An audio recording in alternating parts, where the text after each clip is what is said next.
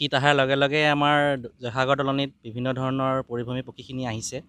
গতিকে মই as a কলিয়াবৰৰ বাসী হিচাপে যিখিনি আমাৰ অসমৰ প্ৰকৃতিপ্ৰেমী ৰাইজ আছে বা বাৰ্ডিং যিখিনি কৰে সেইখিনিক আমি ইয়ালৈ নিমন্ত্ৰণ জনাইছোঁ। আপোনালোকে আহিব পাৰে ইয়াতে বাৰ্ডিং কৰিবলৈ বৰ ভাল পাব।